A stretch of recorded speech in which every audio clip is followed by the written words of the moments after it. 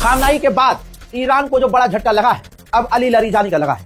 Ali Larijani वही जिन्होंने अपने कल आखिरी बयान में कहा था कि उस मुसलमान देश को क्या कहें और ऐसे मुस्लिम देश का कोई फायदा नहीं जो अपने मुसलमान के लिए खड़ा न हुआ और तमाम मुस्लिमों के लिए बोला नहीं। उन्होंने 3-4 पॉइंट रखे थे। शायद उनको इस बात का एहसास हो चला था कि उनको अपनी शहादत देनी पड़ेगी, लेकिन उनको यह भी पता था कि मुसलमानों पर फर्क नहीं पड़ेगा, जैसे आप पर कोई फर्क नहीं है। आप देख रहे हैं तो हो सकता है कि आपका जरा दिल इस वीडियो को देखते में दुखे, लेकिन वो मुसलमान जो बाजार गए हैं उनको कोई फर्क नहीं पड़ता। आपके घर की औरतें, लड़कियां जिनको चूड़ी मैचिंग की लानी है, मेहंदी कौन से डिजाइन की लगानी है, उनको मैं मुबारकबाद पेश करता हूं। मुबारक हो, ईरान की कमर टूट गई है। आप सभी को मुबारक। अब ईद और जोश और खरोश से मनाइएगा। जी हां, कल रात इजराइल ने टारगेट किया अली लारीजानी को। ईरान का कोई भी लीडर अंडरग्राउंड नहीं है और ईरान की ये अदा कि हम दुश्मन से छुपकर नहीं भागेंगे, ये ईरान पर भारी पड़ रही है और दुश्मन फायदा उठा रहा है। एक तरफ गुलाबी सुअर ने कहा था कि ईरान की रिजीम छुपी हुई है बिल में, लेकिन उस वक्त कुछ डे पर लारीजानी भी सड़क पर थे।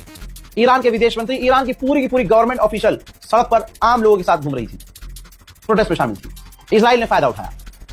खबर आ रही है कि अली लारीजानी को निशाना बनाया। खबर यह भी आ रही है कि इजराइल ने कंफर्म किया है कि अली लारीजानी मारे गए हैं हमारे हमले में। ईरान ने अभी तक पुष्टि नहीं की है। खामनाई की शहादत पर भी 12 घंटे ईरान ने पुष्टि नहीं की थी, मैंने बताया था। और बताने का नुकसान यह हुआ था कि कौम ने मुझे ही मां बहन की गालियां बकी थी। इस बार वो गलती नहीं कर रहा हूं, लेकिन इशारा साफ कर रहा हूं। इजराइल ने कंफर्म कर दिया है कि लारीजानी मार डाले गए हैं और इजराइल के डिफेंस मिनिस्ट्री की तरफ से प्रॉपर इसका ऐलान किया गया है। ראש הממשלה בנימין נתניהו ואני הנחינו את צה"ל להמשיך ולצוד את הנהגת משטר הטרור והדיכוי באיראן ולגדוע שוב ושוב את ראש התמנון ולא לתת לו לצמוח. נשיא ארצות הברית דונלד טראמפ דיבר על קצב התחלופה הגבוה של מנהיגות איראן.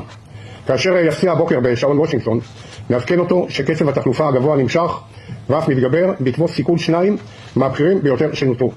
עודכנתי כעת על ידי הרמטכ"ל שמזכיר המועצה לביטחון לאומי לאריג'אני וראש הבסיג' וגוף הדיכוי המרכזי של איראן שממונה על הטבח במפגינים חוסלו הלילה והצטרפו לראש תוכנית ההשמדה חמינאי וכל מסוכלי ציר הרשע במעמקי הגיהנום.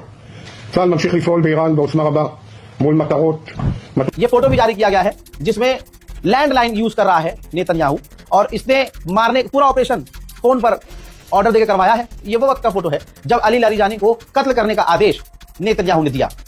लेकिन मुसलमानों, आज रात आपको इस खुशी में क्या खाना है वो बाजार से सोच लीजिएगा, मंगा लीजिएगा। अमेरिका जब पूरी तरह से घुटने पर आ रहा है, डोनाल्ड ट्रंप की मदद के लिए कोई आगे नहीं आया, तो ट्रंप ने इजराइल से कहा।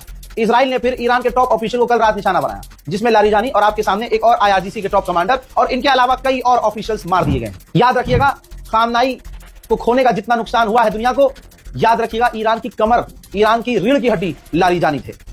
ईरान ने ऐसा हीरा खो दिया है कि अब ईरान के लिए ये जंग बहुत मुश्किल हो जाएगी, बहुत मुश्किल। मैं अपने जज्बात पर, आंसुओं पर कंट्रोल कर रहा हूं।